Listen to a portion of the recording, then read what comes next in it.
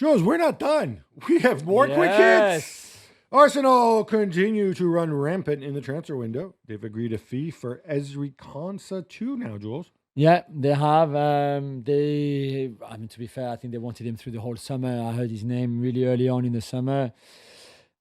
Even with the injury to Saliba, of course, but also to strengthen that kind of like right-hand side, I would expect probably Ben White to go now, or Julien Timber is going to come back from injury as well. That means you will have a lot of defenders. They've spent a lot of money now on Bruno Guimaraes and Solis for really only the return of Nogard, a bit of money there, but Trossard especially. That's not enough. So I think they probably will have to sell. They're trying to sell Martinelli, who said no to Galatasaray, for a fee around 45 million euros, which I think Arsenal were very happy with. But so let's see where they go. But in terms of what Konsa can bring, I think that's, for me, it's an outstanding signing. And at £50 million, I think it's a really good value. Yeah, I don't know how easy it is to find a taker for Ben White in terms of a place that he wants to go to. Yeah, absolutely. Because he can sit, I think he's got a year left on his contract. So he can sit tight and then kind of bide his time. I agree. They do need to call some money back. Gabriel Jesus as well. You're not going to get any money for him, but you'll get his wages off the bill. But yeah, I don't know much. We don't know the inside workings, but I think it is laying down a pretty ambitious marker for this season. Across North London, Spurs have already spent big on Sandro Tonali, Mateus Fernandes, and Jean-Paul Van Heck. But they're not stopping there, Gabby. Roberto De Zerbi wants more attacking option and is looking at Omar Marmoush and Savinho.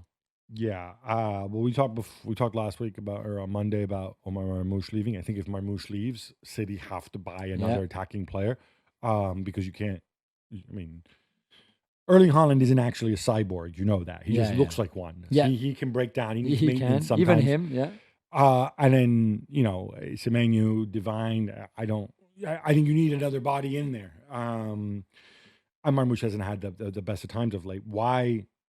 But the thing is, these guys are going to be expensive. The Times are saying that City have been quoted Spurs a price of 85 million Nobody for Savinho. can pay that for Savinho. Nobody will ever pay 85 million for Savinho. This is ridiculous. But this is, and if Savinho goes, by the way, they could be a little bit shorthanded in terms of wingers too. Yeah, right? Absolutely. I don't love Savinho. I certainly don't love him at 85 million. I personally wouldn't pay a third of that for Savinho.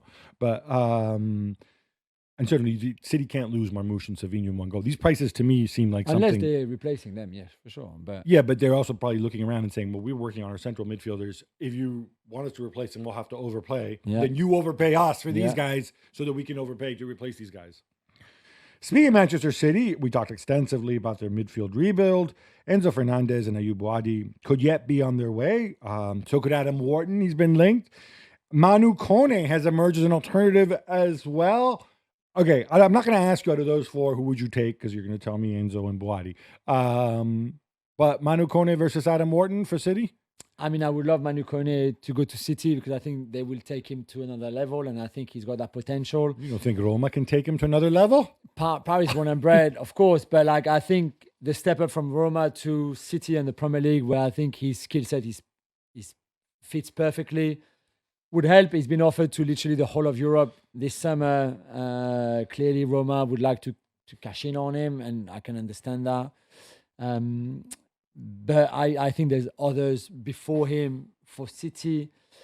And Wharton, I think that's a really interesting one because I can see him fitting at City more than at Liverpool, certainly for Maresca, more than for any Raiola side. I do wonder if you're Wharton, do you go there? And all right, this kid Boadi's coming now too. Is he going to take my job?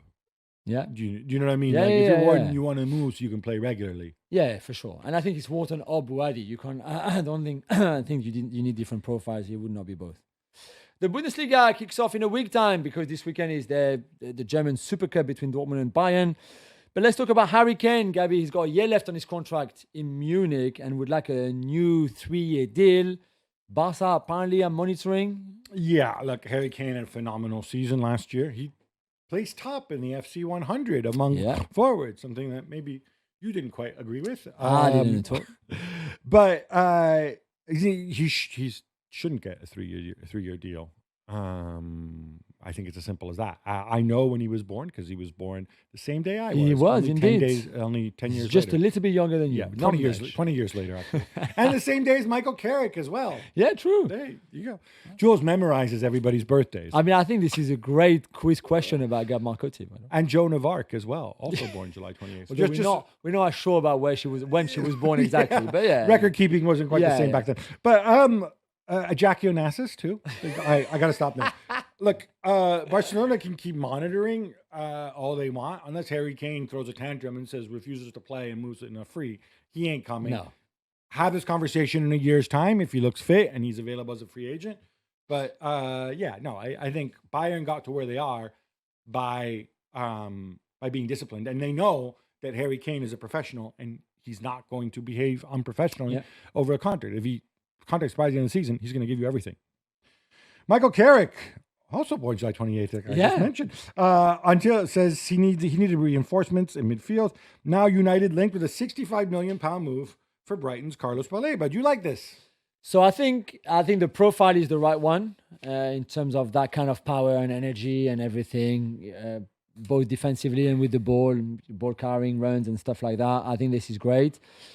65 million for Baleba, who was worth twice that probably 18 months ago. So it shows you how quickly things can go because he didn't have a good season last year. I think he was still a bit hungover from not having the move that he thought he would get a year ago, for example, and plus injuries and things like that. So you mentioned him earlier, Gabby, as a gamble. I think part of it, I agree with you, yes, because he's far from his best form. He's been far from his best form for a bit now.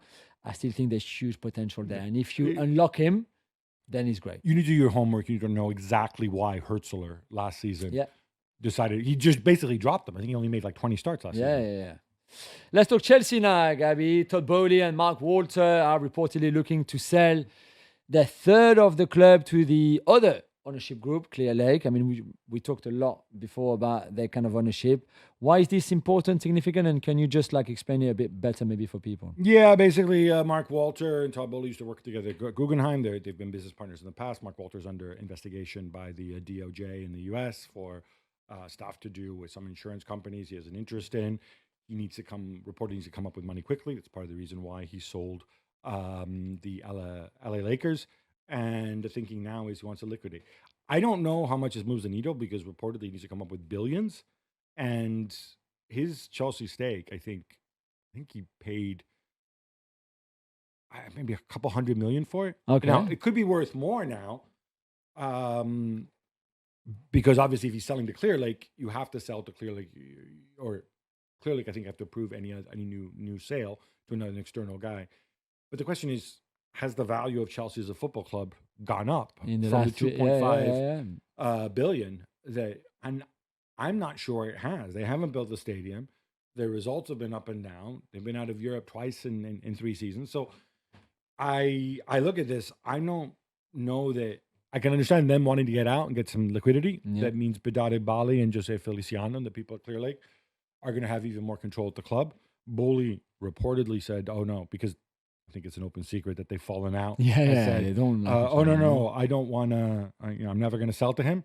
Well, now he may not. He may not have a choice. Yeah, Hans-Jörg Wyss is the other equity owner in that trio.